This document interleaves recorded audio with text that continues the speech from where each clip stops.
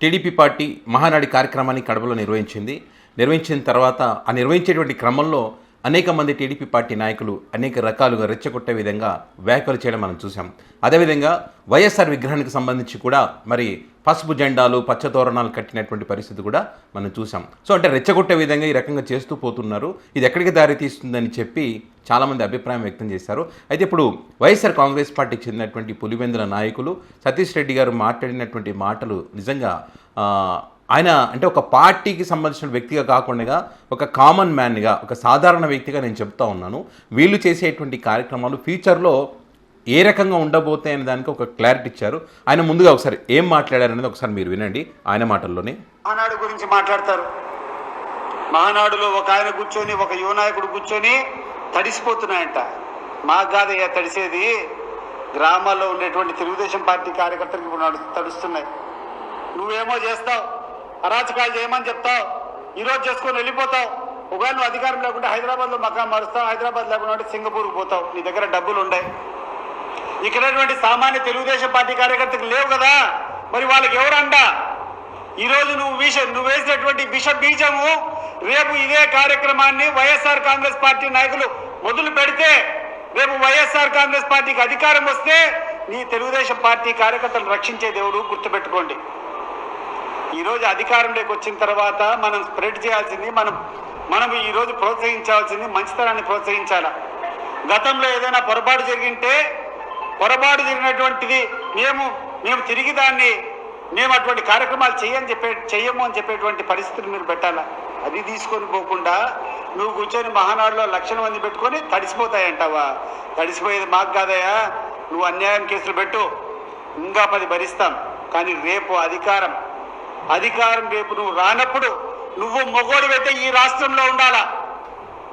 ఈ కార్యక్రమాలు రెచ్చగొట్టేటువంటి వాళ్ళందరికీ చెప్తున్నాను, మీరు మొగోళ్ళు అయితే రేపు అధికారం కోల్పోయిన తర్వాత ఇదే రాష్ట్రంలో మీరు ఉండేటువంటి ధైర్యం ఉంటే ఇటువంటి ప్రోత్సహించండి. మీకేం ఈరోజు కోట్లు సంపాదించుకున్నారు. ఏ కార్యక్రమం చేసినా విపరీతమైనటువంటి కమిషన్లు, డబ్బులు తీసుకొని అధికారం పోతానే వెళ్ళిపోయేదానికి మీరు సిద్ధంగా ఉండాలి. బట్ ఇక్కడ సామాన్య కార్యకర్త యొక్క పరిస్థితి ఏంది? నిజంగా తెలుగుదేశం పార్టీ అభిమాని యొక్క పరిస్థితి ఏంది ఒకసారి మీరు ఆలోచన చేస్తారా? వాళ్ళు నిలవగలుగుతారా? వాళ్ళ యొక్క ఆస్తులకు మీరు రక్షణ ఉండగలుగుతారా? వాళ్ళ యొక్క ప్రాణాలకు మీరు రక్షణ ఉండగలుగుతారా అని చెప్పి నేను అడుగుతున్నాను. మంచితనాన్ని ప్రోత్సహించండి, మంచిని పెంచండి. ఒకవేళ చంద్రబాబు నాయుడు గారు ఎందుకు ఈరోజు ఈ రకంగా వ్యవహరిస్తున్నాడు నాకు అర్థం కావడంలా.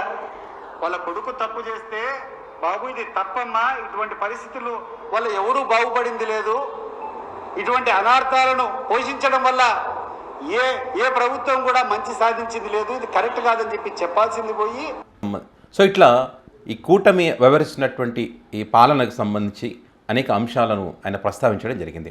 నిజమే కదా, ఇప్పుడు అధికారంలో ఉన్నారని చెప్పి ఇష్టం వచ్చినట్టుగా ఇప్పుడు ఇటువైపు ఉన్నటువంటి వైఎస్ఆర్ కాంగ్రెస్ పార్టీని టార్గెట్ చేసి వాళ్ళ ఆస్తులు ధ్వంసం చేసి వాళ్ళపైన దాడులు తీసి ప్రాణాలు తీస్తూ ఉంటే దాన్ని వీళ్ళు ప్రోత్సహిస్తూ ఉన్నటువంటి క్రమంలో మరి రాబోయే రోజుల్లో కనుక ప్రభుత్వాలు మారి వైసీపీ పార్టీ అధికారంలోకి వచ్చి అప్పుడు ఏంటి పరిస్థితి?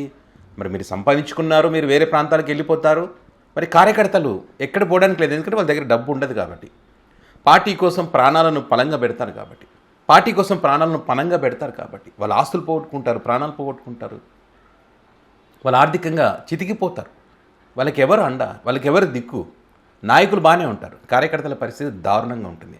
ఎప్పుడైతే ఖచ్చితంగా రెచ్చగొట్టారు కాబట్టి వాళ్ళ అండ చూసుకొని వీళ్ళు రెచ్చిపోతూ ఉంటే, అధికారులు కానీ పార్టీ కార్యకర్తలు కానీ వీళ్ళందరూ కూడా కింద రెచ్చిపోతూ ఉంటే, ఆ విషబీజాలు మీరు నాటుతూ ఉంటే, దాన్ని ప్రోత్సహిస్తూ ఉంటే ఖచ్చితంగా అది తిరిగి వస్తుంది.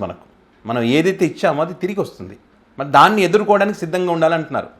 అధికారంలో ఉన్నప్పుడు మాట్లాడడం కాదు, అధికారంలో ఉన్నప్పుడు లోకల్గా ఉండడం కాదు. ఏ స్టేట్లో అధికారం కోల్పోయిన తర్వాత ఇవన్నీ పనులు చేసి రేపు ఉంటాము ధైర్యంగా అనేటువంటి నమ్మకం ఉంటే కనుక ఇవి చెయ్యండి అని చెప్తా ఉన్నారు. కాబట్టి వాళ్ళు ఎట్లా మారరా, నాయకులు ఎట్లా మారరు. కాబట్టి కనీసం కార్యకర్తలైనా సరే అలాంటి వాటికి జోలిపోకుండా ఇచ్చినటువంటి హామీలు ఏమున్నాయి, ప్రజలు ఏమడుతున్నారనే అంశాలకు సంబంధించి చెప్పేటువంటి ప్రయత్నం చేయండి. మంచి పనులు చేస్తే ఆటోమేటిక్గా మీరే గెలుస్తారు. ఎగ్జాంపుల్ ఈ మధ్య కాలంలో అనేక ఎగ్జాంపుల్స్ వచ్చాయి కదా. ఇక్కడ పల్నాడులో 2 చనిపోయారు టీడీపీ పార్టీకి సంబంధించినటువంటి వాళ్ళు. ఏమైంది చెప్పండి? వాళ్ళ పరిస్థితి ఏంది? ఆ కుటుంబ పరిస్థితి ఏంది? 2 అన్నదమ్ములు చనిపోయారు కదా అక్కడ. మరి పార్టీ ఏమన్నా వాళ్ళని కాపాడుతుందా? లేదు. వీరయ్య చౌదరి మరి టీడీపీ పార్టీ ఆ ప్రాంతాలు గెలవడానికి ప్రధాన కారకుడు. మరి ఈరోజు ఏమైంది? అదే పార్టీలో ఉన్నటువంటి వాళ్ళు చంపేస్తూ ఉన్నటువంటి పరిస్థితి. నీ మీద ఎన్ని కేసులు ఉంటే అంత పెద్ద పదవులు వస్తున్న వీళ్ళు రెచ్చగొడతా ఉంటే మరి ఈ రకంగా జరగకుండా ఏమవుతుంది? ఆ రకంగా వీళ్ళు రెచ్చగొడతా ఉన్నారు. అతికండలో జరిగినటువంటి అంశం తీసుకోండి. పాపం వాళ్ళు మొన్న కన్నీళ్ళు పెట్టుకొని ఏడుస్తూ ఉన్నారు. మొన్న అందులో వాళ్ళకి పడినటువంటి శిక్ష ఏంటి? మరి వాళ్ళకు ఆయనకి ఏం సంబంధం? నారాయణ రెడ్డి గారికి ఏం సంబంధం? ఎవరికి సంబంధం లేదు. ఎవరో చెప్తే ఎవరో ఆనందం కోసం వీళ్ళ తప్పు చేస్తే ఇప్పుడు ఆ చెప్పినటువంటి వ్యక్తి హాయిగా ఏసీ రూమ్లలో హాయిగా కూర్చొని అధికారంలో ఉన్నాడు.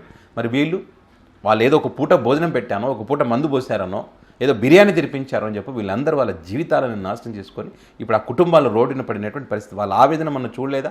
ఆ పోలీస్ వెహికల్లో కూర్చొని ఏడుస్తూ ఉంటే ఆస్తులు పోగొట్టుకున్నాం, ఆర్థికంగా చిదిగిపోయాం, ఇంట్లో ఆడవాళ్ళు పిల్లలు వాళ్ళ అవమానాలు ఎదుర్కొంటున్నారు. బజార్కి వెళ్ళాలంటే చాలా అవమానకరంగా ఉందని చెప్పి బాధపడ్డారు. చంద్రబాబు నాయుడు గారు కానీ ఈ పని చేయించినటువంటి వ్యక్తులు కానీ అందరూ బాగానే ఉన్నారు, మా జీవితాలు నాశనం అయిపోయాయి అని చెప్పి అది ఒక్కటి చాలు జీవితాలు ఎలా ఉంటాయని చెప్పడానికి.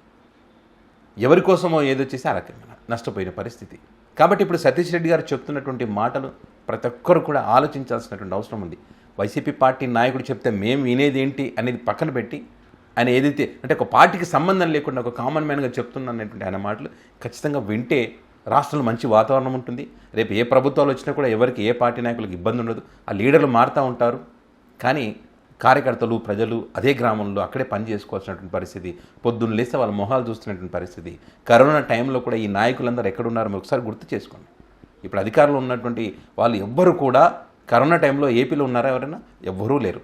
వాళ్ళ ప్రాంతంలో సేఫ్టీగా వాళ్ళు ప్రాణాలు కాపాడుకోవడానికి ప్రయత్నం చేశారు, కానీ పేద ప్రజలకు ఏమైనా చేయాలని ఆలోచన చేశారా? ఎవరూ చేయలేదు. సో అట్లా అనేక ఎగ్జాంపుల్స్ ఉన్నాయి.